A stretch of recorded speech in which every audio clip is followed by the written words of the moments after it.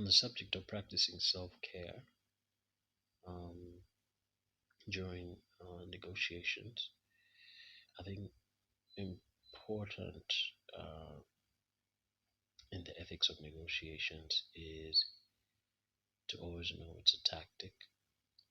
Whatever um, breaches of ethics you encounter, treat them as a strategy and respond accordingly.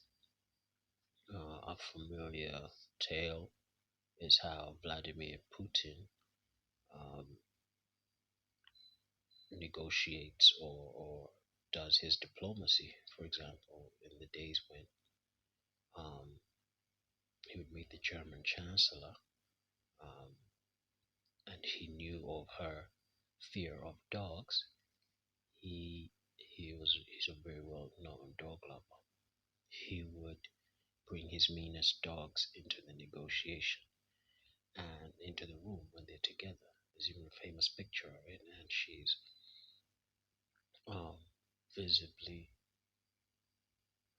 uncomfortable sitting next to Putin with this big um, dog of his.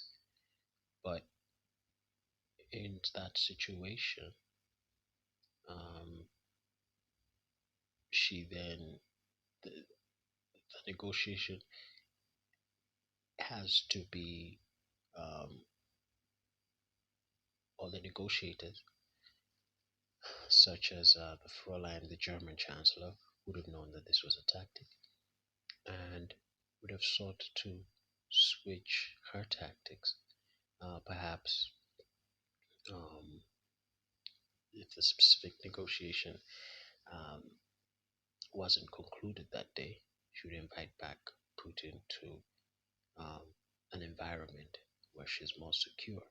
And in fact, a lot of people, commentators think a lot of the escalation in Putin's and Russia's relations, foreign policy, is because um, of the change in the German Chancellor, um, who knew how to deal with him.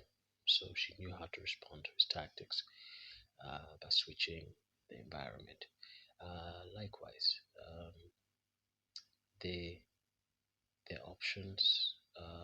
Another way to practice self-care is to signal, let the other party know that you abhor or you don't condone their approach, their unethical approach.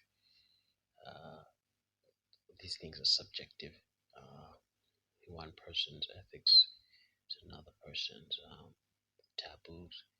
So, bearing that in mind, there's another approach to self care where you call out the unethical behavior or throw a fit of anger. And it's usually it's a response, a tactical response in the negotiation, and one that's